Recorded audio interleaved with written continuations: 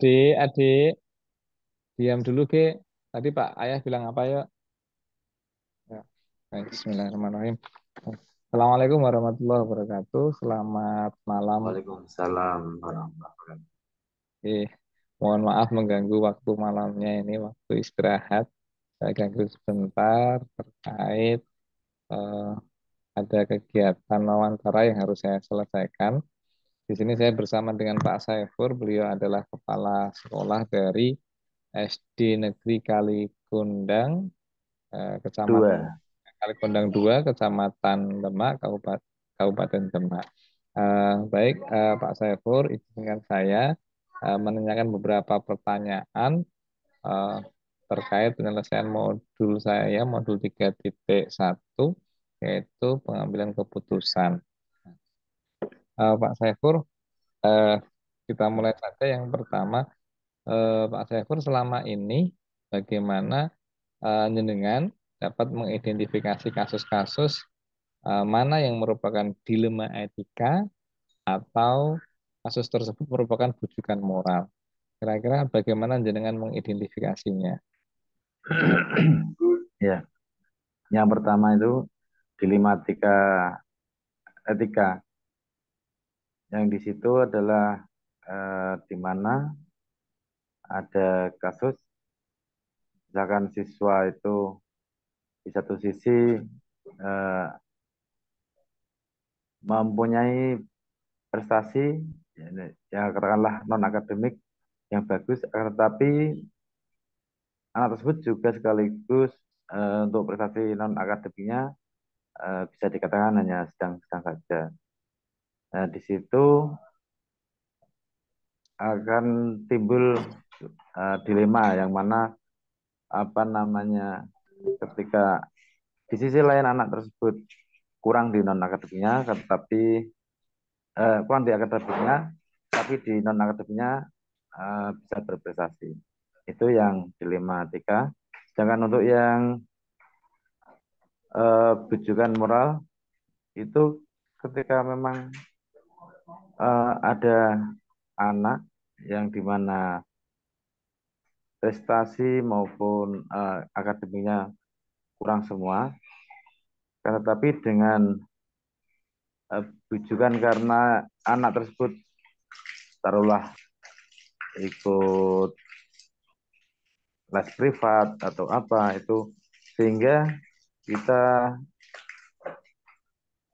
dihadapkan dalam dilema. Kalaupun kita mau memberikan nilai baik, tetapi kenyataannya memang tidak begitu baik. Jadi itu jelas sekali dalam apa tadi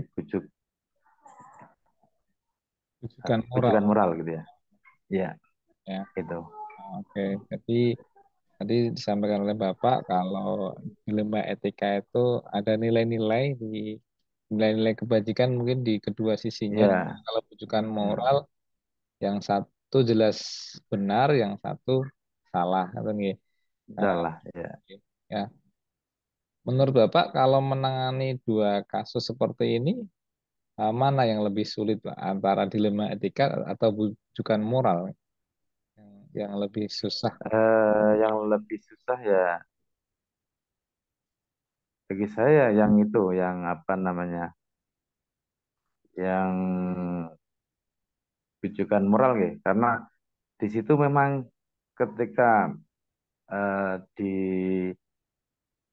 apa namanya, di sisi lain anak itu memang tidak boleh taruhlah tinggal kelas gitu. Akan tetapi eh, yang sebenarnya memang anak tersebut belum mampu semuanya. Di situ jelas-jelas apa ya? Jadi itu dilema dalam arti ketika harus naikkan kelas, tapi belum mampu anaknya. Jadi di situ. Oke, oke, Jadi oke. lebih lebih berat yang bujukan. Yang bujukan moral ya. Oke, oke, Pak, Bapak, selama ini bagaimana jenengan menjalankan keputusan di sekolah, terutama untuk kasus-kasus di mana ada dua kepentingan yang sama-sama benar, atau sama-sama mengandung nilai kebajikan. Jadi ada kasus ini saat kita mengambil keputusan, mungkin keputusan yang A atau keputusan yang B, ini saya pilih yang mana. Tapi keduanya sama-sama benar. Tapi kita harus memutuskan salah satu, ini tetap harus memutuskan salah satu. Kira-kira eh, bagaimana dengan mengambil atau mengambil keputusan jika ada kejadian seperti itu?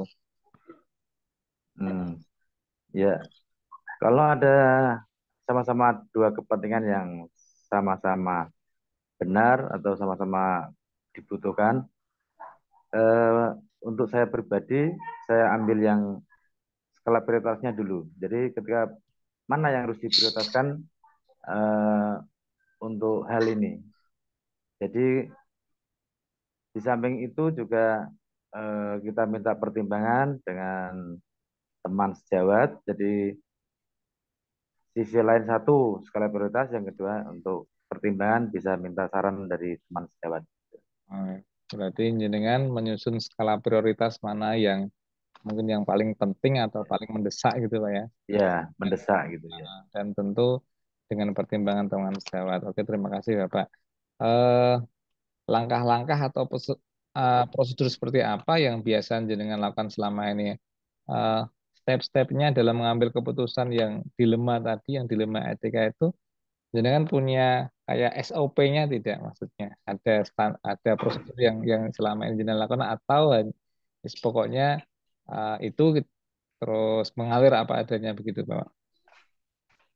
Hmm, kalau yang untuk pengambilan kebijakan itu, eh, kalau SOP sih tidak begitu ya.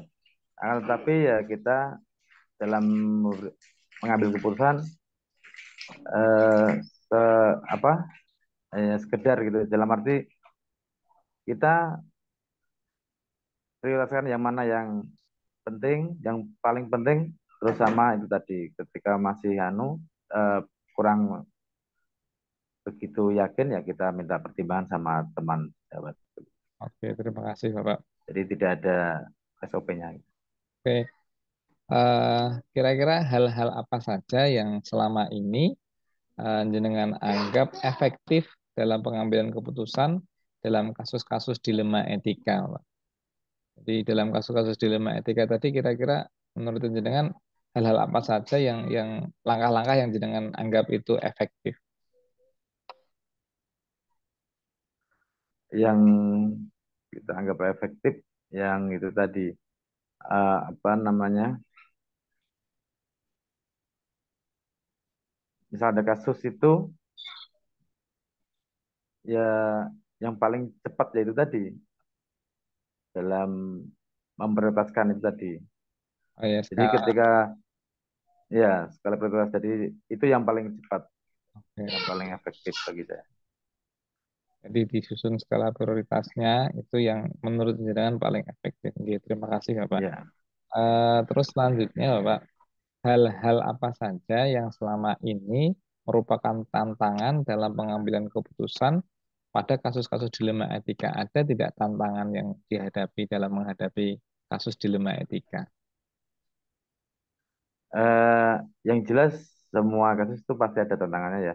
Jadi Hmm. ketika kita salah dalam memprioritaskan tersebut, maka apa istilahnya itu, eh, gelo ya, istilah Jawanya itu gelo. Jadi ketika kita memprioritaskan ini yang diharuskan dan diputuskan, dan ternyata itu salah pengambilan keputusannya. Jadi itu yang kita apa, saya anggap itu tantangannya di situ. Harus berhati-hati biar tidak ada penyesalan di belakangnya gitu Pak ya Ya, maksudnya. ya, penyesalan. Oke, oke. Terima kasih Pak. Oke, seterusnya, apakah jenengan memiliki sebuah tata kala atau jadwal tertentu dalam sebuah penyelesaian kasus dilema etika? Apakah jenengan ataukah jenengan langsung menyelesaikan di tempat? Maksudnya gini Pak. Jadi, apakah jenengan punya jadwal tertentu atau mungkin punya prosedur tertentu dalam menyelesaikan dilema etika atau diselesaikan di tempat spontanitas begitu mungkin Pak? Hmm, lihat kondisinya ya. Jadi ketika memang itu kasus yang lumayan berat, taruhlah itu memang harus segera diselesaikan, ya kita selesaikan saat itu juga. Tapi ketika dilema itu bisa uh, ada waktu, istilah dalam arti itu tidak harus segera diputuskan, kita bisa berembuk dalam arti itu tadi kita minta saran dan masukan dari teman sejawat. Jadi ada waktu, jeda waktunya. Jadi Oke. ada dua alternatif. Oke, betul sekali ya Pak. Jadi melihat besar kecilnya masalah dan mungkin dampak yang bisa Ya, ditimbulkan mungkin Pak, ya. ya Dan begitu. mungkin ada yang bisa langsung diputuskan atau ada yang harus diselesaikan dengan diskusi dengan teman sejawat, Diskusi, ya, diskusi dengan apa ya, dengan guru-guru di sekolah. Iya. iya begitu. Oke. Apakah seseorang atau faktor-faktor apa saja yang selama ini mempermudah adakah, loh, mohon maaf, adakah seseorang atau faktor-faktor apa yang selama ini mempermudah atau membantu dengan dalam mengambil keputusan dalam kasus-kasus dilema, dilema etika, Pak? Ada tidak di sekolah itu guru atau hal-hal yang lain, artinya di selain selain manusia, selain guru yang membantu jenengan dalam mengambil keputusan khususnya di kasus-kasus dilema etika? Eh, Mestinya ada ya. Jadi di dalam satu organisasi itu kan biasanya ada orang kepercayaan gitu kan.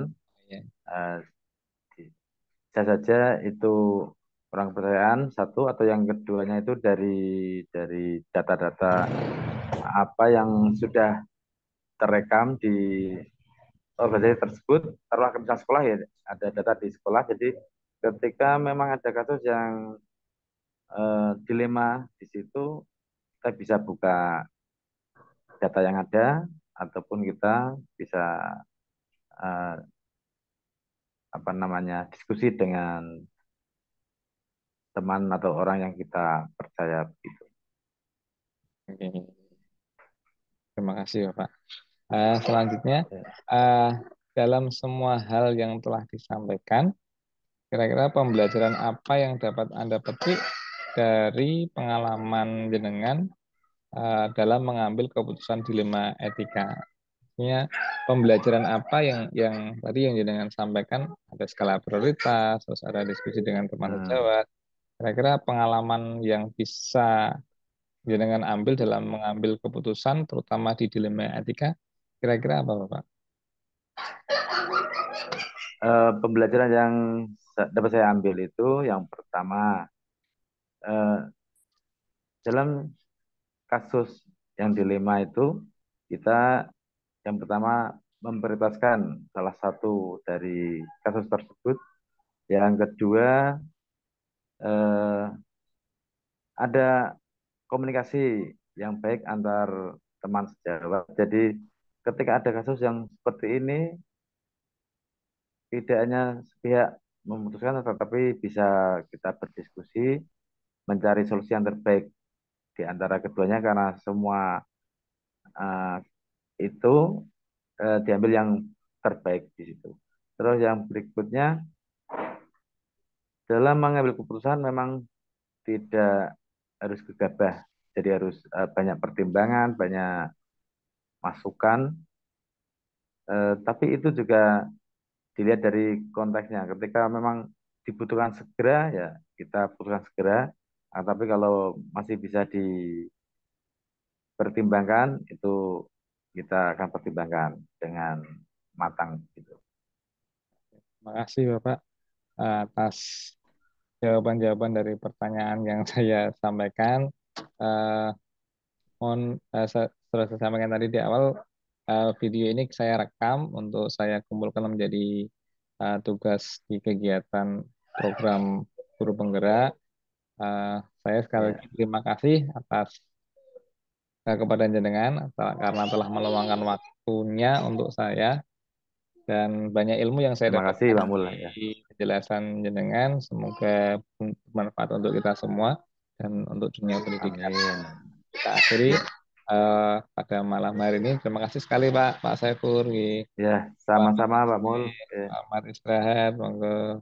Assalamualaikum warahmatullahi wabarakatuh. Waalaikumsalam warahmatullahi wabarakatuh.